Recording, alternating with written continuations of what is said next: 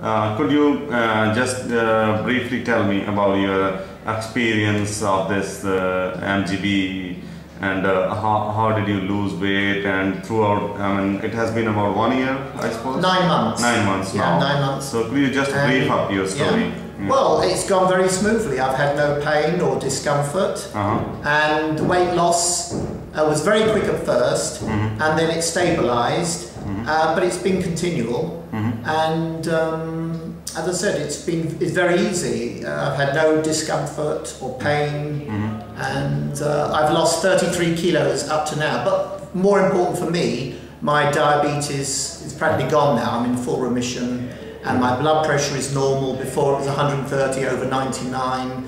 Now it's below 120 over 80. So that's normal. I'm off the medication for that. My cholesterol before was in the 7s. Now it's around 5.2. So I'm off medication for that.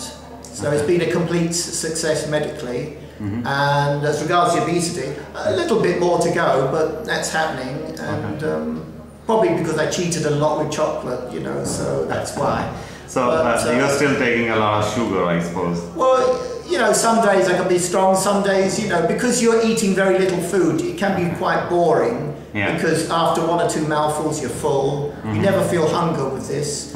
And so if you get bored, then obviously the temptation is to have a snack of, you know, high calories. But could you just tell me about any reflux or any vomiting? Because no, I never had any vomiting at all, not even directly after the operation, and never have I once vomited in the 9 months. I think you are very clear about the difference in the MGB and the Roux-en-Y surgery. Oh yes, I would never consider the, you know, before I was worried about it, because I know people did have, for a month after, they said, oh, we regret having the operation because they felt so bad. And then they felt better once the weight loss happened. But with the MGB, there's no discomfort, there's no pain.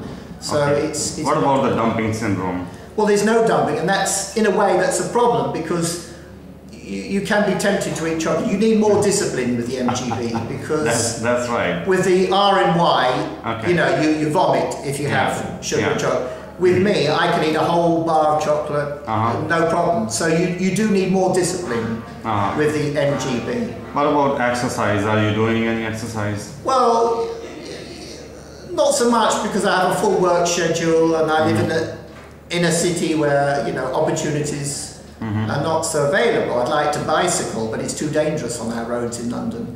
So I do minimal exercise, really, not as much as I should, I know, but you know, that's the problem. About your supplements, are you taking it regularly? Yes, I take the supplements. The only problem is in England they're not so easily available, so calcium citrate is very difficult to find, so I have to get my supplies from India.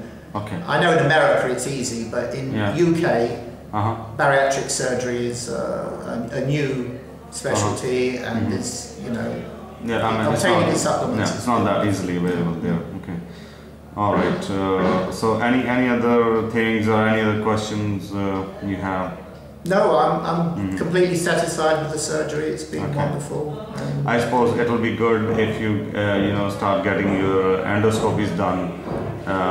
One should be done in a couple of months, and then if not every 2 years, then every 3 or 4 years if you get the endoscopy. I mean, it will be really good for you and me as well. Well, yes, obviously. Just to keep a record of whether you are developing any ulcer or not. But still, clinically, I've told you that if you have any pain in the... I've had no symptoms, so, you know, but maybe you have a tiny little ulcer I wouldn't know about yet, I don't know, but... all right. Surely you'll have pain in case you have ulcer, so you should always watch for it. And you should always take your supplements and get your regular blood work done at least every 1 year, once a year, for your blood calcium, iron, and vitamin levels. And I think that's all. And you must also start, you know, some exercise. You must join some gym. I must try. Yeah, that will be really beneficial for you. And what about the HbA1c now?